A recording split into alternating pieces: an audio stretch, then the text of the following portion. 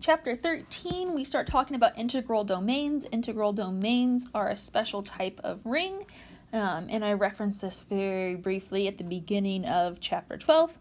But integral domains are just going to be a specific type of ring that we're going to look at in this chapter, and we'll build off of them as we continue. So, rings were invented to attempt to put algebraic properties of integers into an abstract setting. The rings failed to do this because it lost too much in the process. Besides the properties of commutative and existence of unity, there's one feature rings don't have, and that feature is cancellation. In this chapter, we're going to look at rings with all three of these properties. So we're going to have rings that specifically are commutative rings, they have unities, and they have cancellation. So these are three properties that rings normally do not have, but some rings do, and those rings we're going to give a special name to.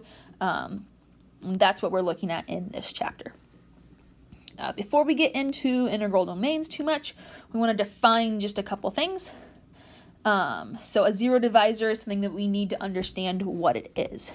So a zero divisor is a non-zero element A of a commutative ring R such that there is a non-zero element B in R with A, B equal to 0.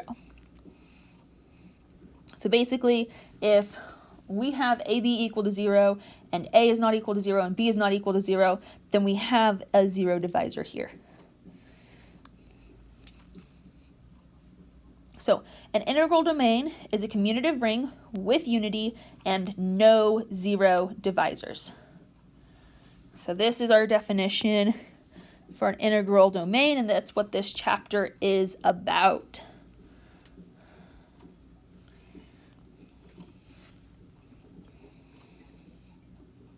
So example 1, the ring of integers is an integral domain. So the ring of integers is commutative. There's a unity, and there's no zero divisors. We don't have two things that can multiply together to give us 0 unless one of those two things is in fact 0.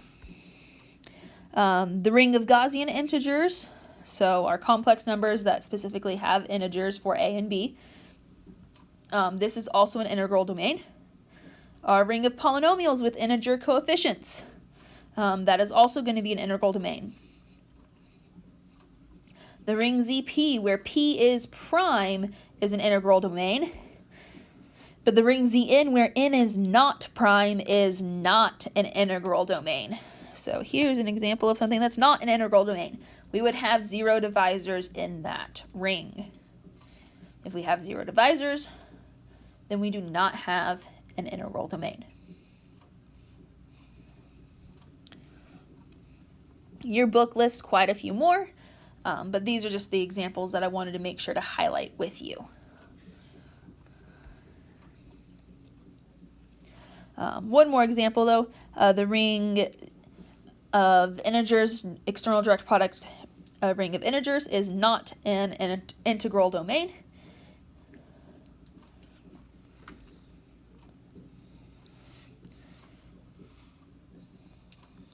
And we will look at this ring again later on, I believe. So we want to talk about cancellation. So cancellation, let A, B, and C belong to an integral domain. If A is not equal to 0 and AB equals AC, then B equals C. Something important to note that this theorem applies even if there is not a multiplicative inverse.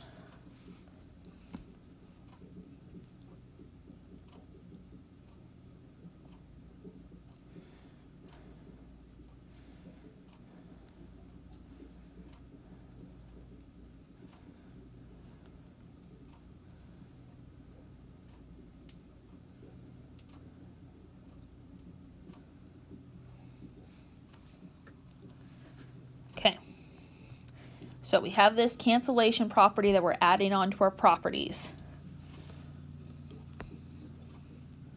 Now, a specific type of integral domain is a field.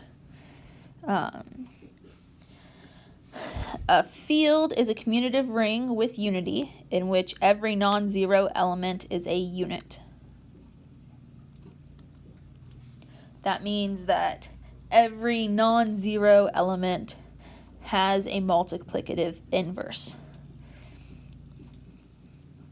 Now, we want to check into real quick and just double check that all fields are integral domains, because that's going to be important for us to understand as we move forward. So to check that all fields are integral domains, we observe that if A and B belong to a field with A not equal to 0 and AB equals 0, then we can multiply both sides of the equation by A inverse to get B equals 0.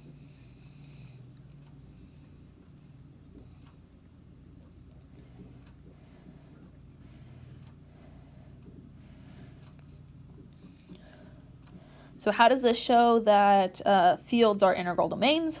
Well, because in fields everything has an inverse, we were able to multiply by the inverse of A, regardless of what A is, and we took AB equals 0, where we knew A was not equal to 0, and we show that B had to then be equal to 0, which means that we have no zero divisors.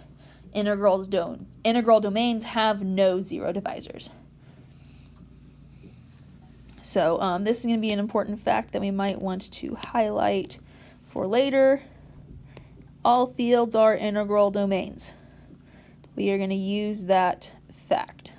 So all fields are integral domains.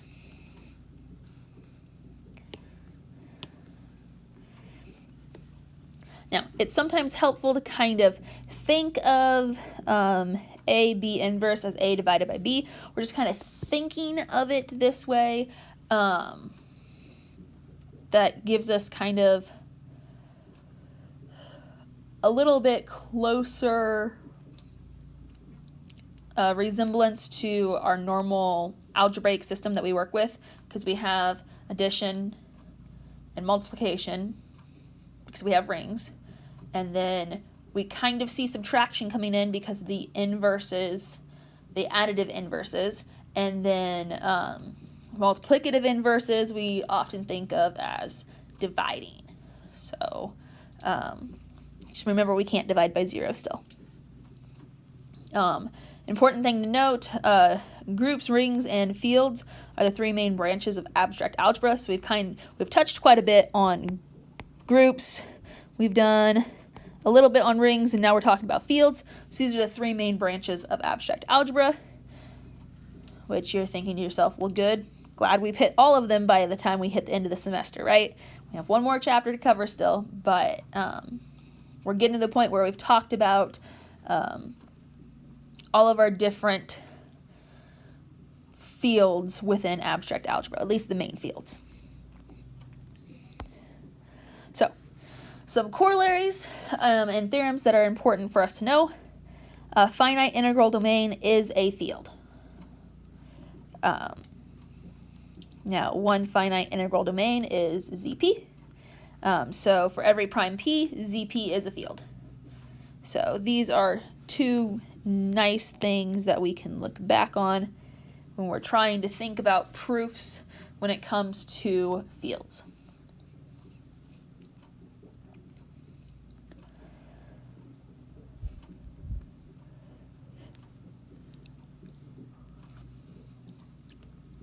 Now, another thing that we want to think about when we are thinking about rings is the characteristic of a ring. The characteristic of a ring is the least positive integer n, such that nx equals 0 for all x in R, our ring. If no such integer exists, we say that R has characteristic 0. The characteristic of R is denoted by char R. So that's how we're going to denote our characteristic of R. Now, the next two theorems are going to be fairly useful when we start thinking about doing proofs about characteristics, which we will do one together. And thinking about characteristics is important, so I want you to kind of think about this when you're preparing for your test as well. So the characteristic of a ring with unity. So let R be a ring with unity 1. If 1 has infinite order under addition, then the characteristic of R is 0. If 1 has order n under addition, then the characteristic of R is 1. And then theorem 13.4, characteristic of an integral domain, which remember all fields are integral domains. The characteristic of an integral domain is 0 or it's prime.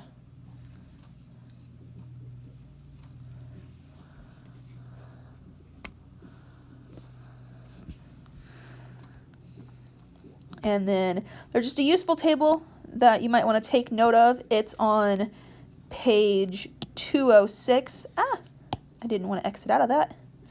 It's on page 206, I believe. It's table 13.2. So this useful table gives you some rings. It gives you the form of their element, what their unity is, if it's commutative or not, if it's an integral domain or not, and if it's a field or not. And then it tells you what the characteristic of that ring is.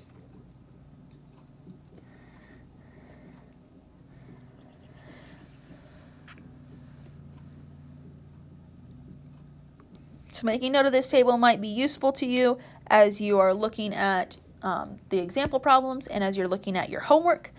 But that's all I have for chapter 13. I'll see you again when we start working through some examples for chapter 13. If you have any questions, make sure that you do